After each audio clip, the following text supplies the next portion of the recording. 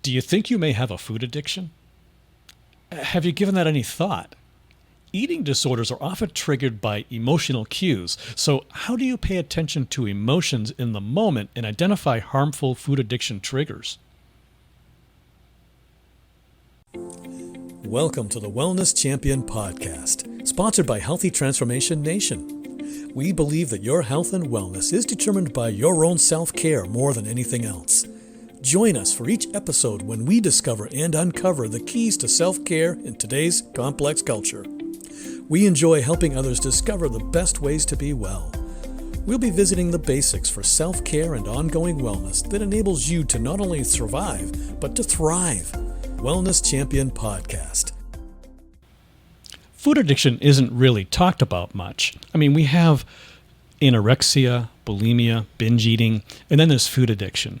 Now, of course, anorexia and bulimia and binge eating, those are serious eating disorders. Mm-hmm. But I think one that doesn't get much attention is food addiction. And it's so easy to become addicted to food, right? Mm-hmm. Absolutely. Yeah, I mean, when I think about food addiction and it not being discussed very much, it kind of, I had that for 40 years. And so it kind of like left me in a place where I was floundering on my own, really.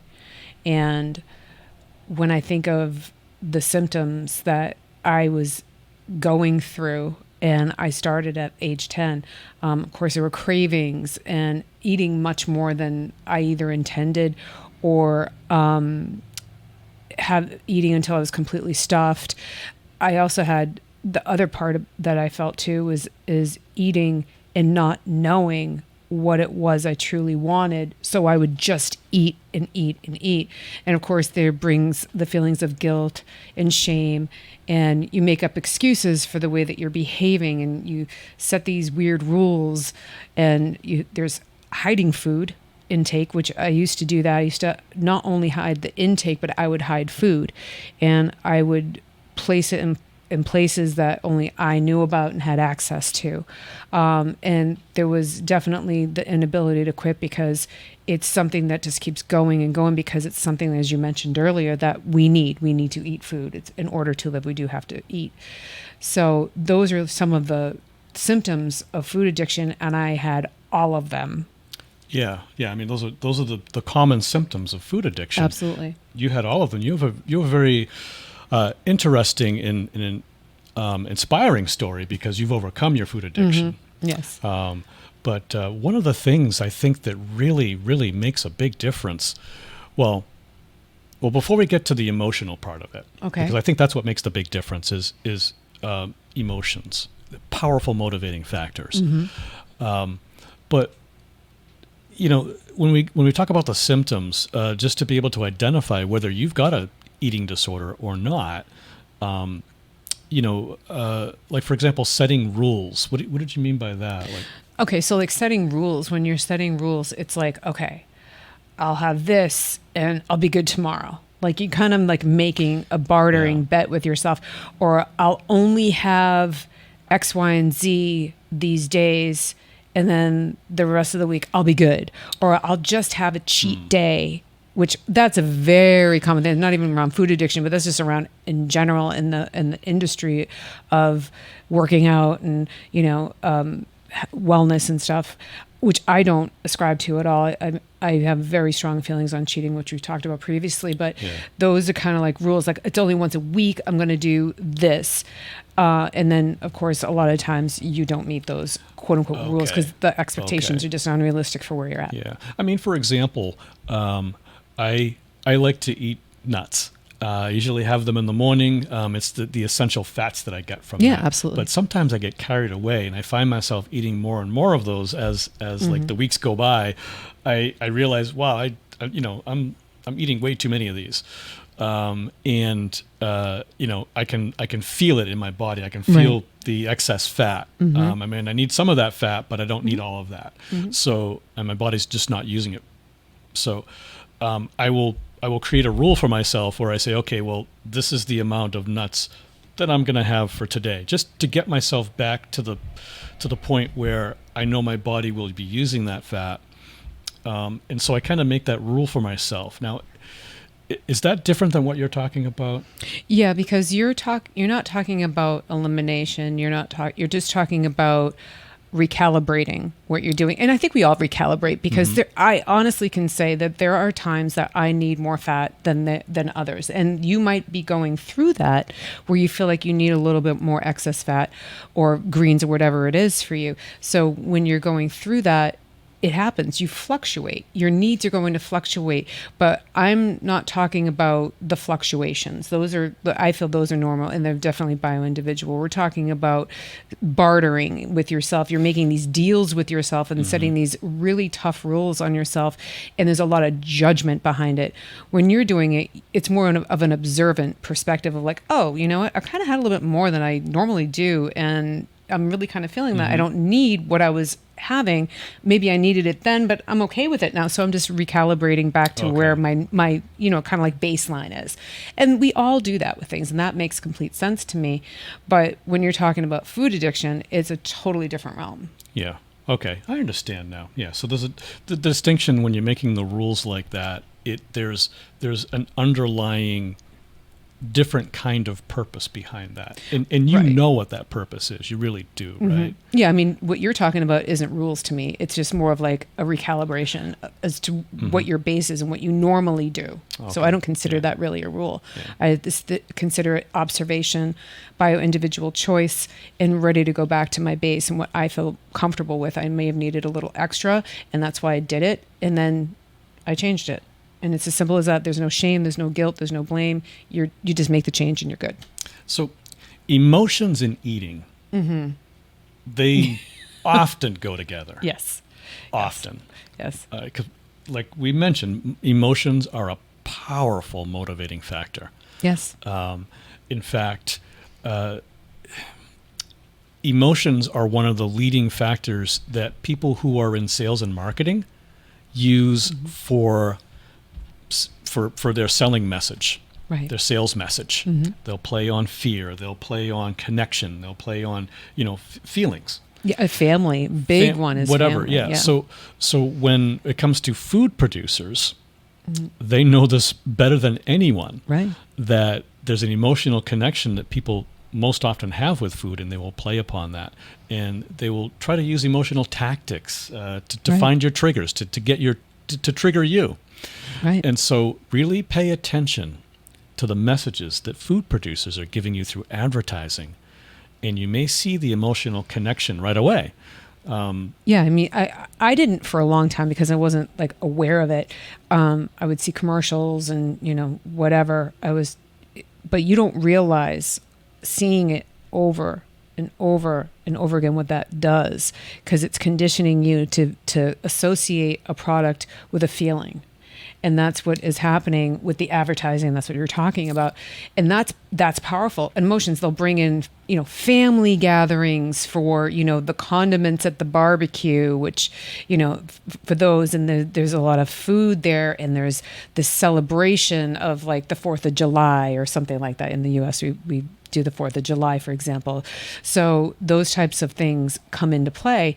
And what I find is that in a lot of the advertising that you see, it's very social based. It's based on family, it's based on friends, and your social circles, or even work buddies that you're even at work, you're still having some social relations there.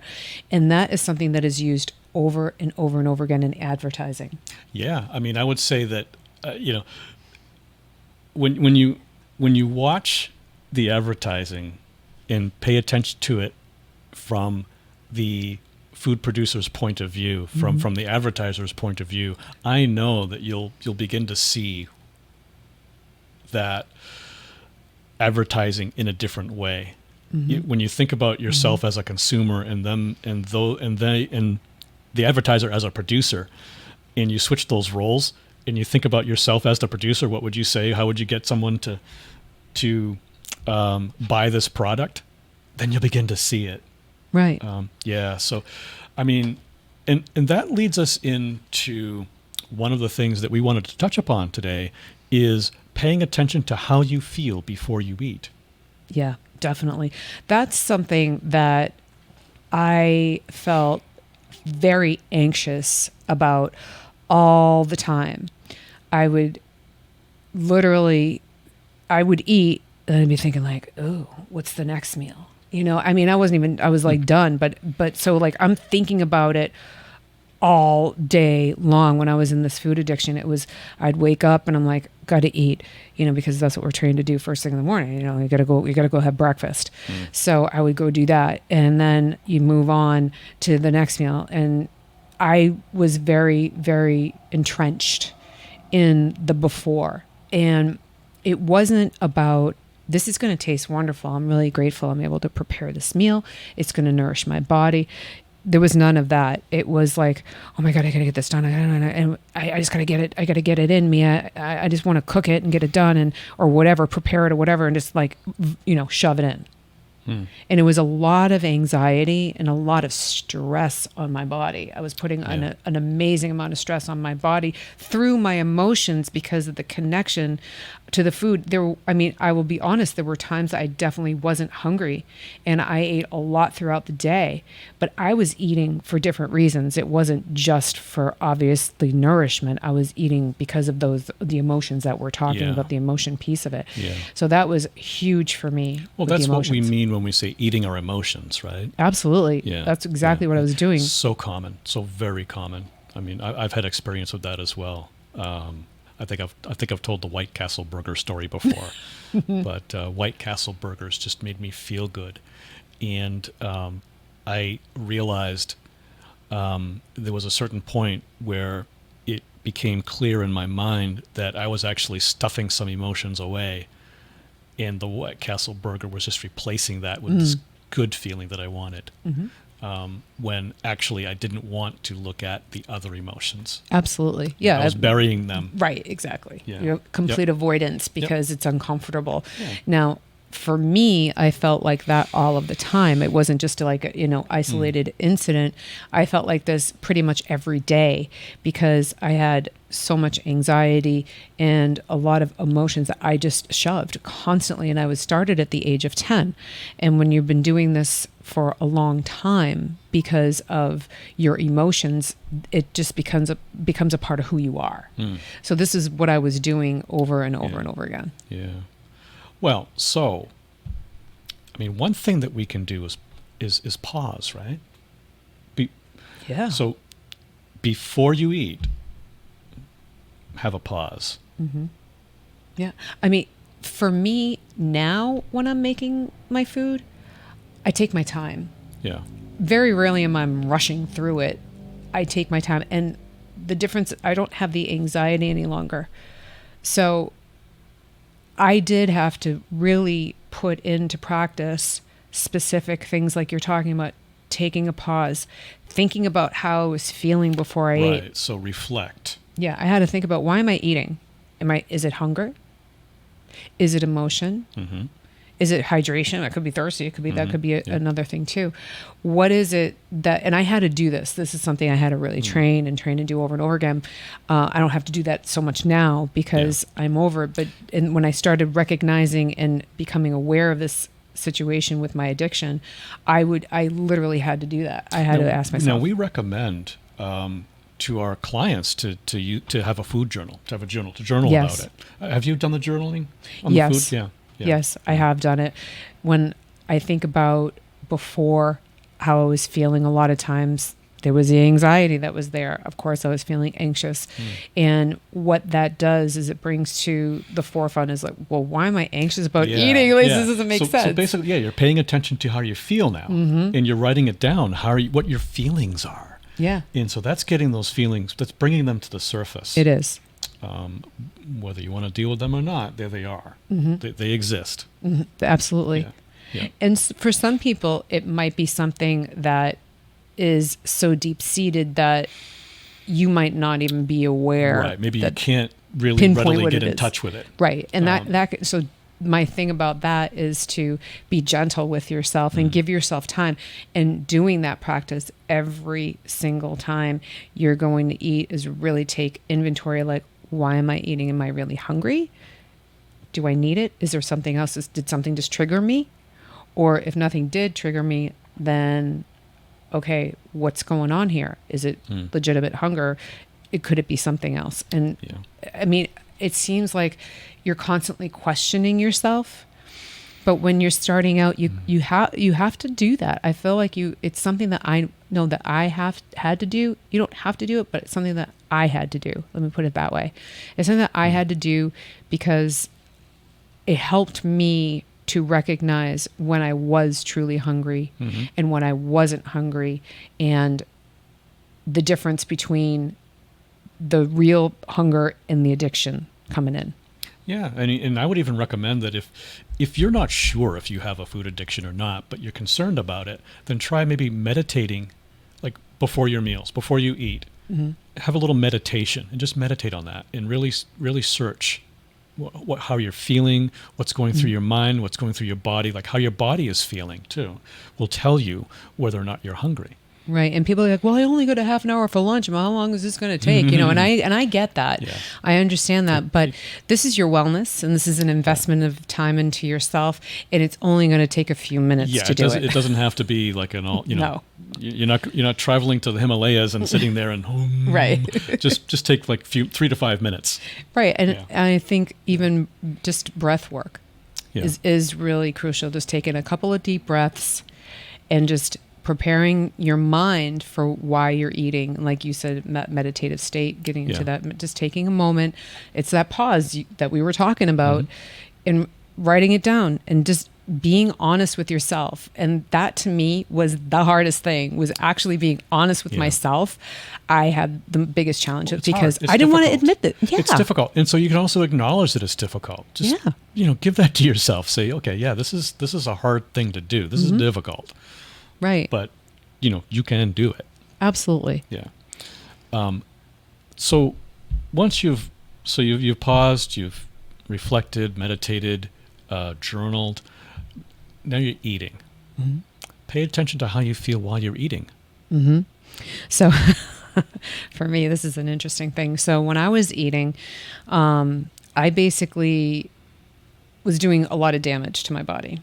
And what I mean by that is I would chew a little bit and then I'd swallow it. So I wasn't chewing my food thoroughly. And that creates stress in my body. So the stress is like, there's not enough, there's lack. Hurry up and eat and get what you can in the moment. And that was something I felt pretty much all the time. And there were times like I would start eating something and I almost couldn't stop. And that's what I called it, the frenzy. It would like just be this frenzy within me, just building and building and building and just wanting more and more and more. Yeah. And that would take over a lot of times. And then before you know it, it's like the whole bag of chips is gone, and I'm like, what happened? It's almost like you're not even aware that you're doing it. And that's why you're bringing up the mindfulness and being aware while you're eating is key. And I think one of the big things for me to really, when I was breaking out of it, is the TV watching I really had to come away from a lot of that. In front of the television. Right. And the next thing you know, you're not paying attention. Yeah, it's just mindless eating. Exactly. Yes. Exactly. And that's what even if it was a meal, it didn't matter. That's what was happening. So I'm going through anxiety of lack and not feeling that there's going to be any. So that's stress on the body. I'm going through the frenzy, which is even more stress on my body. I'm not the chewing and the eating. I'm not chewing enough. So the stress on my body and in my gut brought so much unhealth to my life. So an approach to this would I think would probably be eating slowly and deliberately. Absolutely. That's mindfully. Yes. Think about how you're feeling. Try to bring emotions while you're eating to your thoughts so that you understand how you're feeling while you're eating. And pay attention to the food, right? Taste it. Yeah. Close your eyes. The food. Close your eyes. Taste the food. And the other thing about food addiction that I struggled with is that when I was eating, even when I was eating, I still felt guilty. And the thing about eating, one of the reasons why we eat is we eat for nourishment. That's the top reason why we do it. But we also eat for pleasure. And because of my food addiction for 40 years, I didn't find pleasure in eating because I was constantly berating myself, judging myself, shame, blame, all that stuff. And you are allowed to actually enjoy what you're eating. But I mean, really enjoy it. Like you're saying, closing your eyes, tasting the food, not being under stress, not feeling like, that frenzy I was talking about, but just being in a place of just sitting there, relaxing, because it's supposed to be a relaxing thing as well. And just sitting there and enjoying, closing your eyes, tasting the different foods and the nuances. And that is something that I've been doing, I'd say probably since last year. And that has been a huge shift for me because I'm really tasting the food. And this is literally like the first time I'm really tasting food because the way I'm eating, but I'm taking my time with it, where before it was a shove in, just getting it in. Very, very different experience. You brought up a good point too. You just said last year, and I know that you've been working on this for many years. Really, I don't know how many years, we haven't counted, but yeah. So give yourself some grace too, right? Absolutely. This is not it's not overnight thing. No.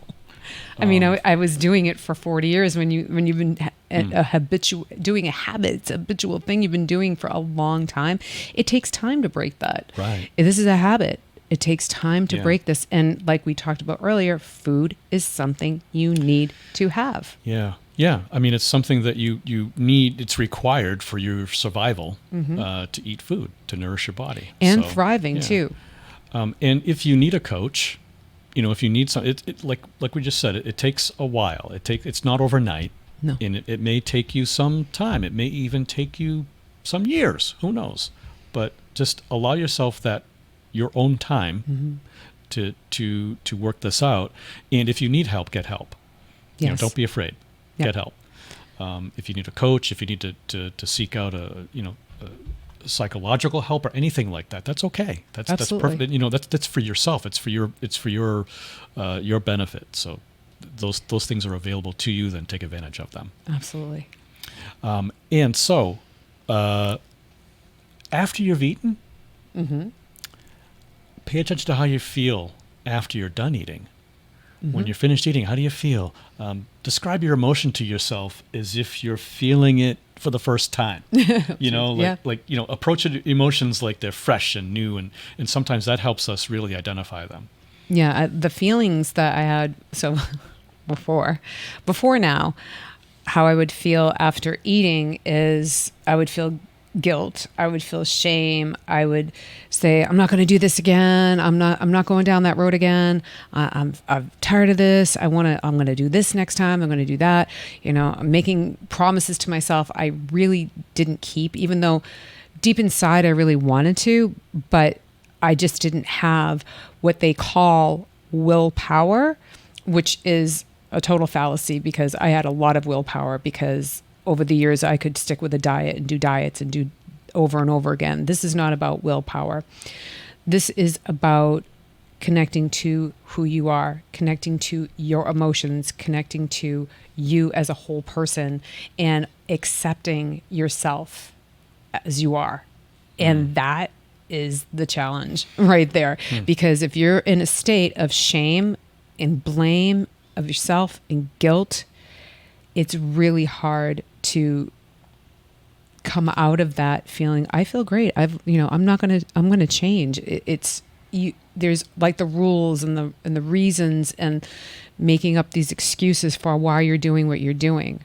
That's the reason why before, during, and after we're bringing these tactics up to help with that. And these are the things that actually did help me and work for me, because after the fact now, I think of the food coming into my body as energy, and I feel energized by it. I feel ready to go. I don't feel sad and depressed and anxious like I used to, or the guilt and the shame that I used to either. And that to me is freedom. Yeah. Yeah. And you remember what the food tasted like when you ate it, right? Yes.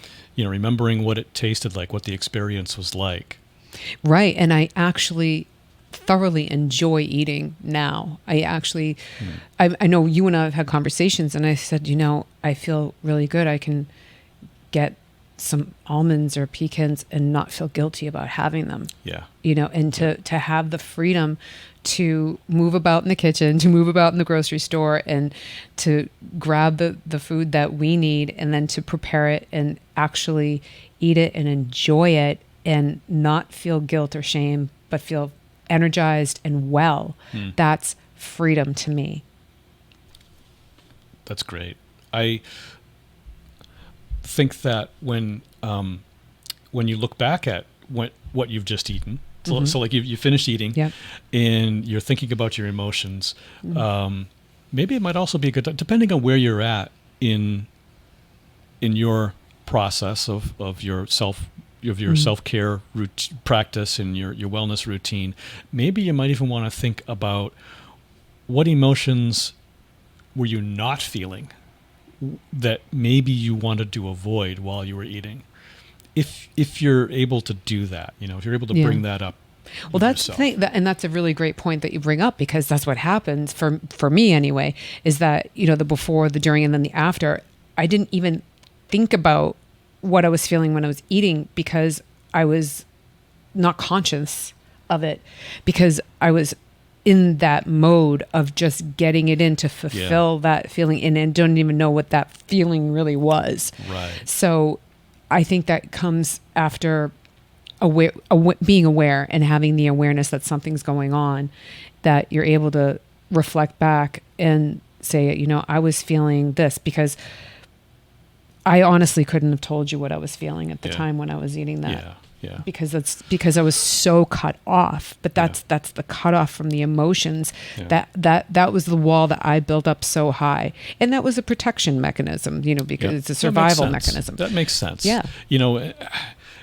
In like, I don't know if this is a perfect world, but in a certain world, I mean, we could all just be completely detached emotionally from our food and not have any feeling whatsoever to do with it. Right. And we're just eating food, and it doesn't even have to taste like anything. We could just eat it mechanically because we need the nutrition. Right. But that's not the way we are. We're humans. We have emotions. We have feelings. And that's what makes this whole life so interesting. Right. So, yeah, we there's do the pleasure. have... Yeah. There's your pleasure There's point that you're talking about. And Yeah. we're allowed to have pleasure when we eat. And that is the difference between, like you see the animals, they're going to eat, they just, they're devouring their food because they know that they only have a certain amount of time to eat before others are going to come in. So they eat quick and then they move on. We are not living in the wild like the animals are. We actually have, like you said, the emotions, and we can have pleasure eating, and we don't have to rush through it either. Yeah. Yeah. So, I mean, emotions are attached to food and eating. This is very common. And remember that also the food producers know this too. Yes. So they're going to try to tap into our emotions to sell more food. Absolutely. But these are some simple steps that you can take to be more aware of your emotions and eating. Simply using mindfulness practices, you'll reveal the emotions and intentions around your eating. Absolutely. For your nutrition and much more, join us at htnforyou.com. That's our private community for members of Healthy Transformation Nation. When you join, you'll be able to download our bedtime routine. That's to get you started with a self-care routine that's made just for you.